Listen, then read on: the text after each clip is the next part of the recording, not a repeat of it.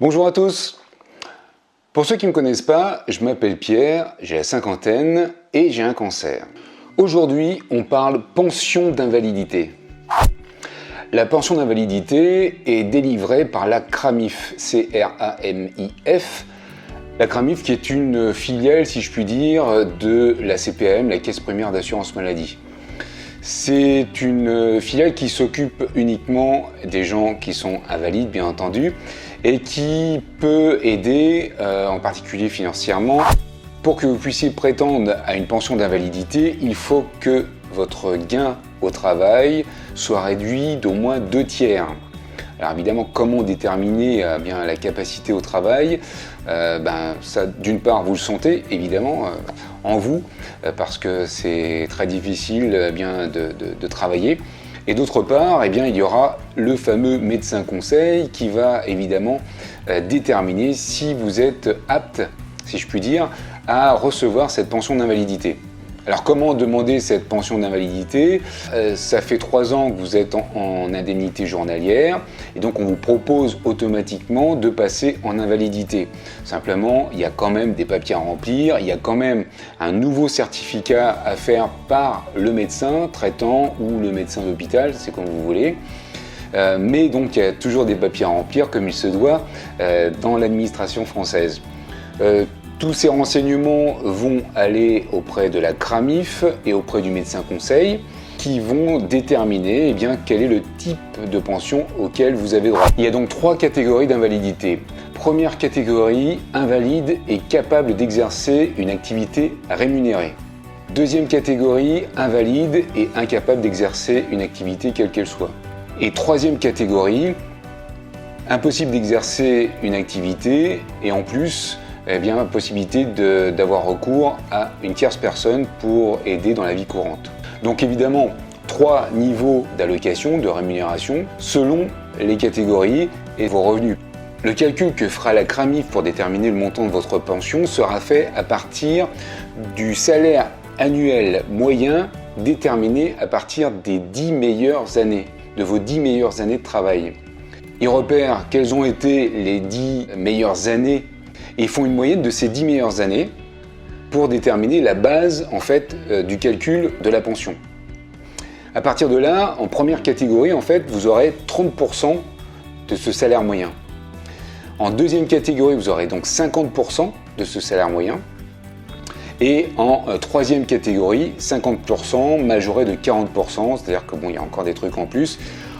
Grosso modo, c'est ça. Alors sachez que la pension d'invalidité ne peut être cumulée avec d'autres aides. Cette pension d'invalidité peut varier. Tout dépend évidemment de votre état de santé, cela va de soi, de votre état d'invalidité.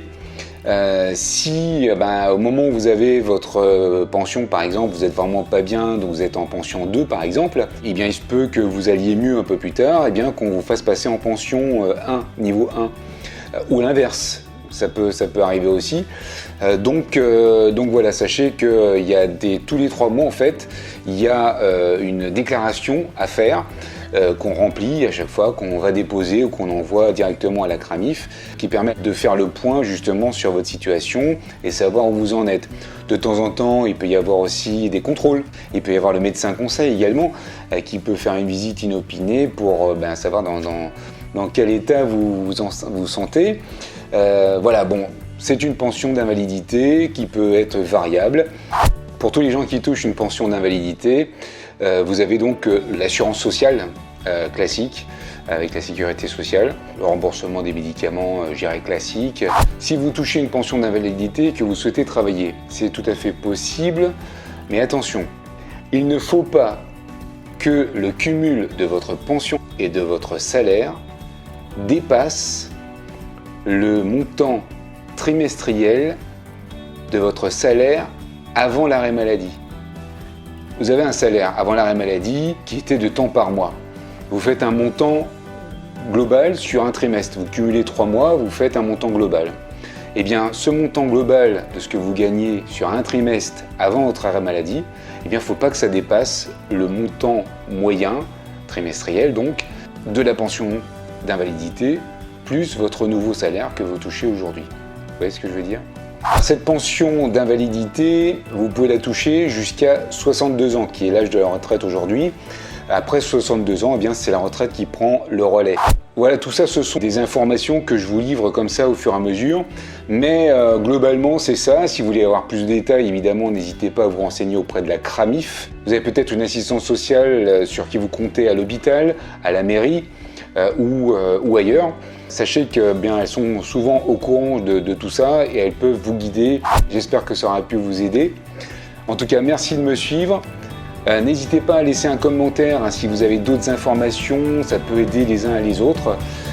Et puis surtout, abonnez-vous à la chaîne Le Monde de Pierre. Et puis moi, je vous dis à très bientôt pour une prochaine vidéo informative à propos, je dirais, des aides que l'on peut avoir lorsqu'on est en arrêt longue maladie. Je vous embrasse, portez-vous bien et surtout, profitez de la vie. Profitez de la vie, surtout que ça ne vous empêche pas.